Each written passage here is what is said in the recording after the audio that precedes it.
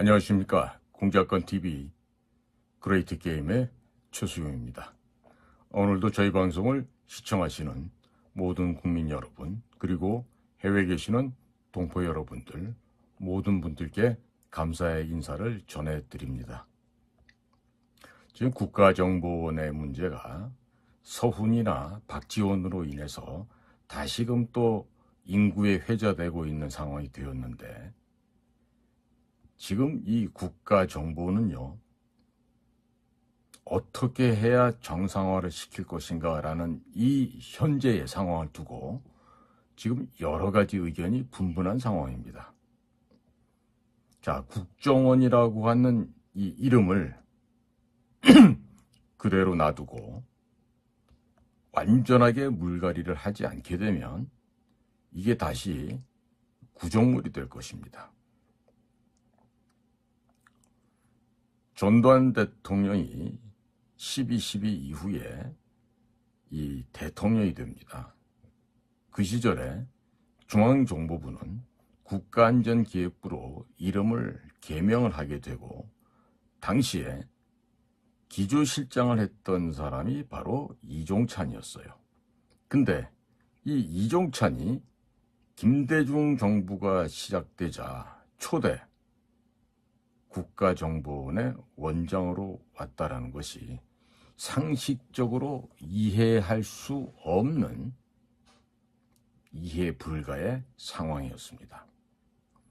이종찬이 계속해서 모든 정보를 계속 바치지 않았다면, 즉 음으로 양으로 내통하고 협조하지 않았더라면 이게 어디지 가당치나 한 얘기였겠습니까?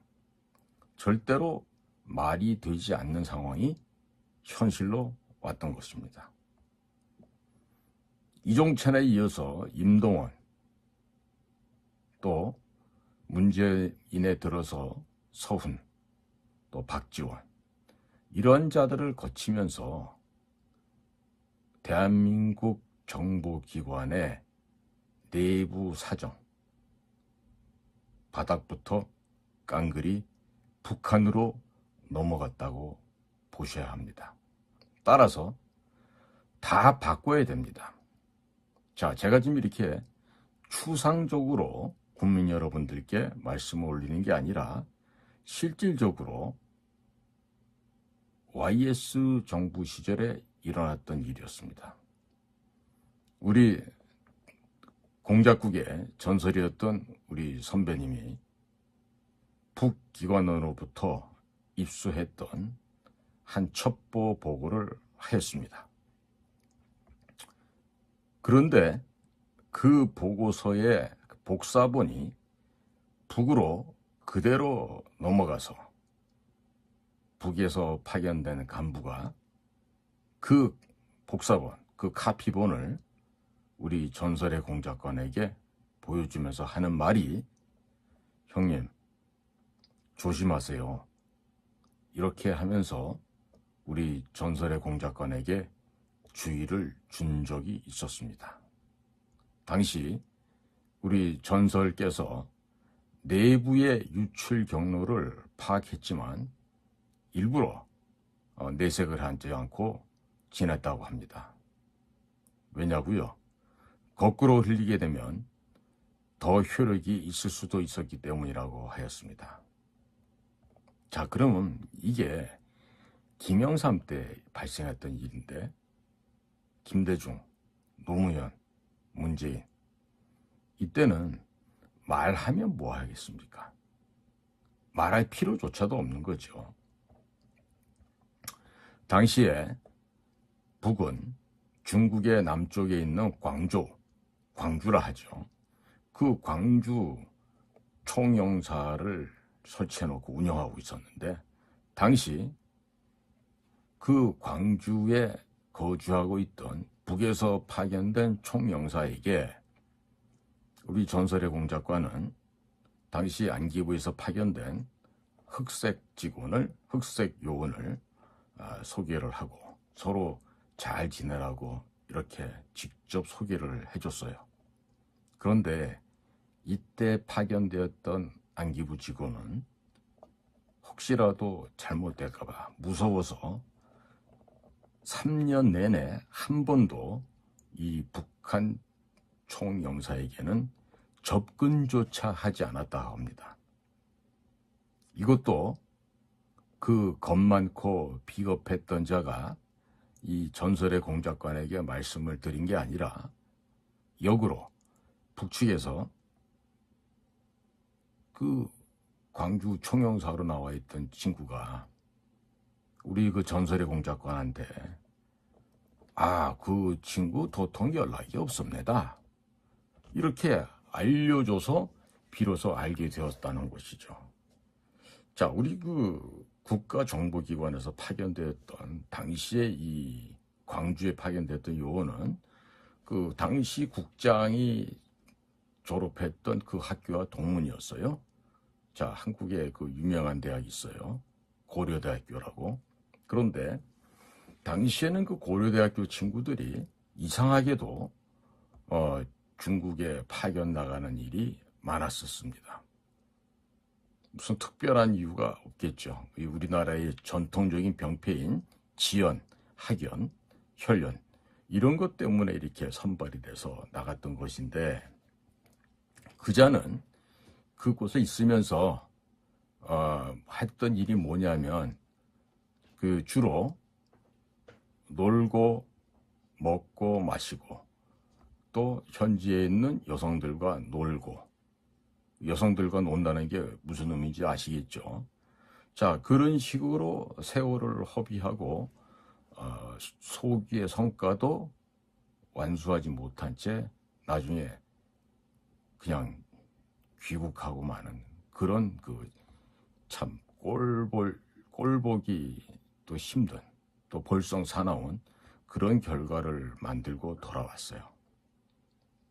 이 국가에서 비밀 요원으로 파견된 자가 이와 같이 본인에게 맡겨진 책임을 다하지 않고 이렇게 그 아주 비겁하고 용렬하게 꼬리를 감추고 숨었다는 것은 정말 우리 그 정보부 역사상 가장 수치스러운 한 단면이 될 것입니다.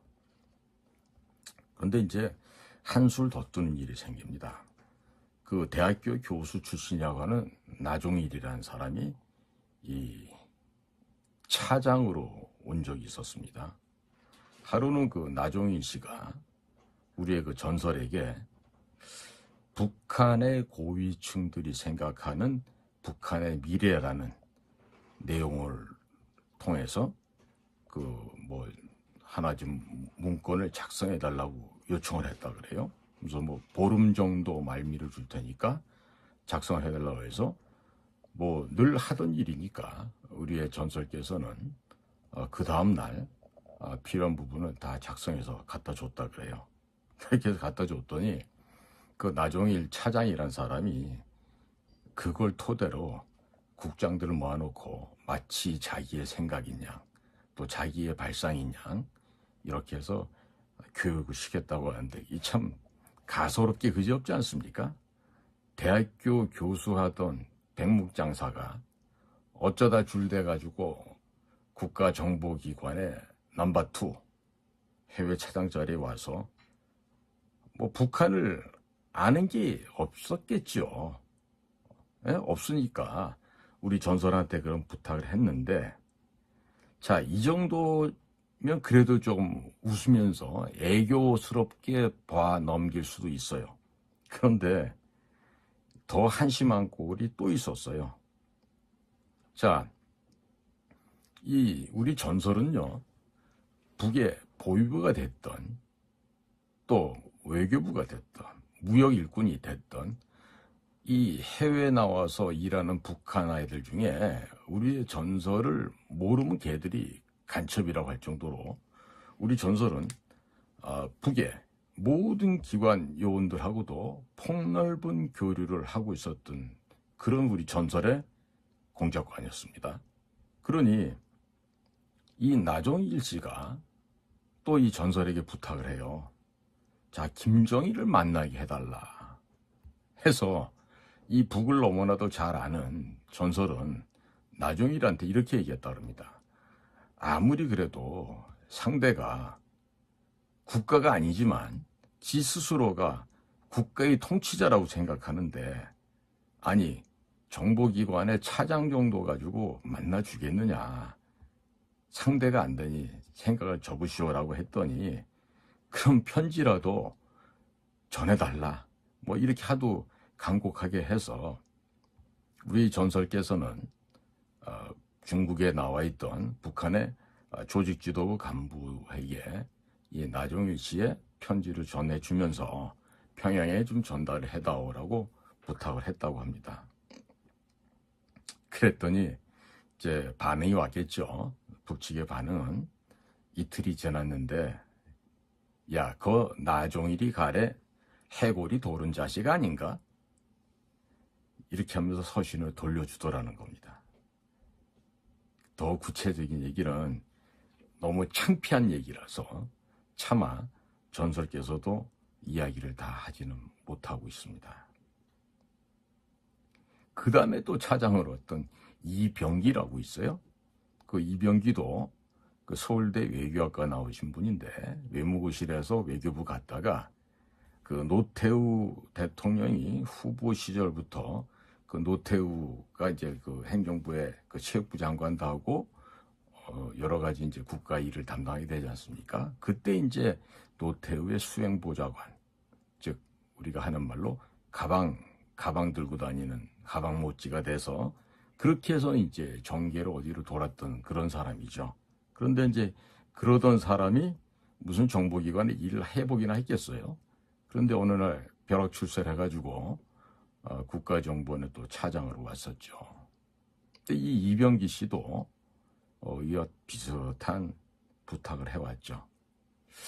우리 전설의 공작관께서 보실 때는 참 철없는 애들이고 철부지들인데, 자, 자리가 모든 것을 규정하는 건 아니지 않습니까? 그러면 국가의 정보기관에 그 정도 넘버 2, 차장 정도의 자리에 앉아서 일을 하려고 하면요, 제대로 실력과 역량을 갖추고서 그 자리에 와야 돼요. 북에 대한 것도 잘 알지도 못하고 그죠? 힘센 사람 옆에 다니면서 가방만 들고 다니던 사람이 뭘 알겠습니까? 그런 자가 와서 나중에는 박근혜 정부 때 돼서 대통령 비서실장을 하다가 또 국가정보원장도 하고, 결국에는 형무소 가가지고 그 학문검사 받고 그 창피함을 또 당하게 됐죠. 국민 여러분, 이 지금 세간의 화제로 오르는 국가정보원의 여러 가지 변화와 혁신 문제에 대해서 이야기들이 많은데요, 이제는 딴 거 없습니다. 근원부터 싹 뜯어 고쳐야 됩니다. 그리고 제가 지금 그 잘못된 그 간부들 이종찬 씨부터 시작해서 임동원, 뭐 박지원, 서훈 뭐 이런 자들에 대해서 얘기도 하지만은요, 정말 중요한 거는요, 이스라엘 그 모사드의 국장이었던 그 메이어 다간처럼 전장에서 30여 년을 지냈고 특수전 작전을 통해서 목숨을 담보로 수많은 전투를 해봤고 또 실제적인 필드에서 야전에서 비밀 사업을 해봤던 사람이 정보기관의 수장이 돼야 돼요. 그 MB 정권 때 심지어 서울시 수도국장 하던 원세훈이라는 자가 와서 했잖아요. 얼마나 와가지고 정말 미친 발광을 하고 살았는지요. 원세훈 때 우리 돌아가신 우리 안전과 직원들을 비롯해서 억울한 죽음을 당했던 사람들이 꽤나 많이 있습니다. 그 각각의 가정에서는요, 지금도 아마 가슴에 한이 맺혀 있을 거예요. 오죽하면 원세훈을 직원들이 원따로라고 불렀겠어요. 거기다가 원세훈의 처는요, 지금 그 문재인의 처 김정숙이가 그 버킷리스트 충족시키려고 온 세상에 돌아다니면서 인도 타지마할까지 전용기를 끌고 다니면서 이런 그 호화 사치 낭비를 한 거 돼갖고 이제 시간이 좀 지나고 나니까 지금 지적질을 하잖아요. 실질적으로 원세훈의 처는요, 이보다 더 했으면 됐지 덜 하지 않았어요.